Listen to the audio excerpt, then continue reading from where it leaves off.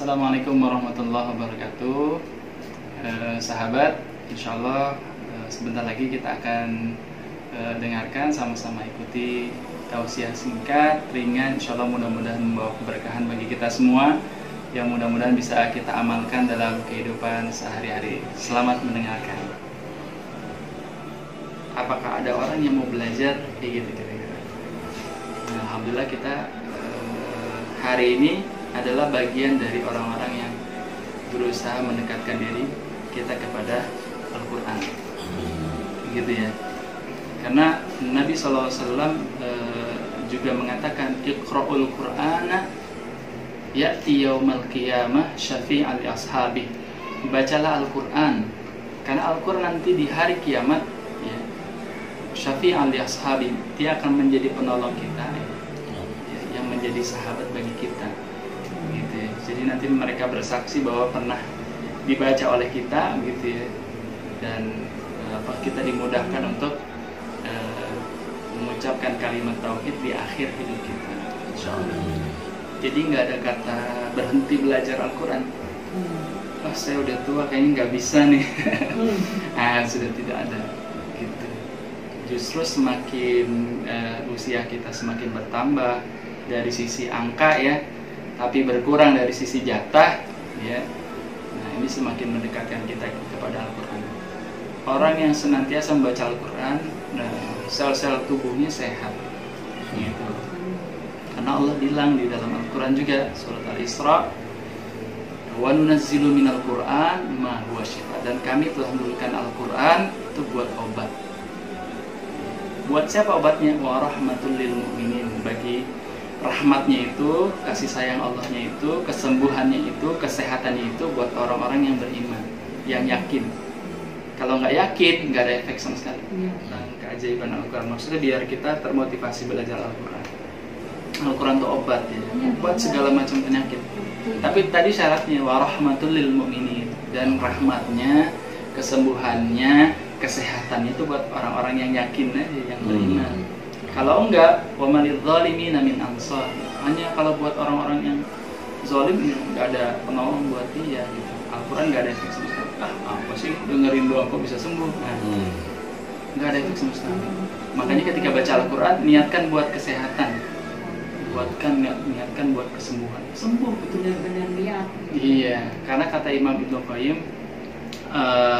jika seseorang berobat dengan Al-Quran, kemudian dia tidak sembuh, maka yakinlah tidak akan ada obat lagi yang bisa menyembuhkan. Jadi dahsyat, Al-Quran itu dahsyat. Makanya ada kisah seseorang yang divonis oleh dokter leukemia. Kemudian dia sendirian, seorang diri gitu, hidup di luar negeri. Kalau nggak salah di Arab Saudi ya.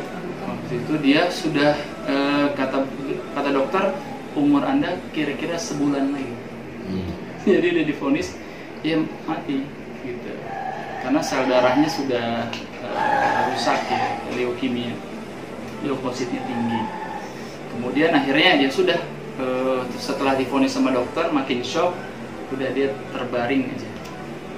Temennya teman dekatnya melihat kondisi kayak gitu udah nggak bisa berbuat apa-apa lagi. Medis sudah angkat tangan. Kalau kata medis 1 bulan, tapi belum tentu kata Allah. Makanya dibacakan setiap hari oleh temannya. Temannya sahabat karib sekali gitu. Tiap hari dibacakan, dan temannya meyakini bahwa setiap lantunan yang dibacakan itu akan berefek ke temannya yang lagi sakit terbaring. Kemudian dibacakan setiap hari sampai beberapa jam dibacakan gitu. Sehari, 2 hari, seminggu, sudah mulai tuh tangannya udah mulai segeran. 2 minggu sudah bisa mulai bangun. Kemudian 3 minggu sudah mulai bisa berdiri. Sebulan sudah bisa berjalan normal. Ya kan? Masya Allah. Setelah itu sudah bisa berjalan normal, kembali ke dokter. Dokter yang sama.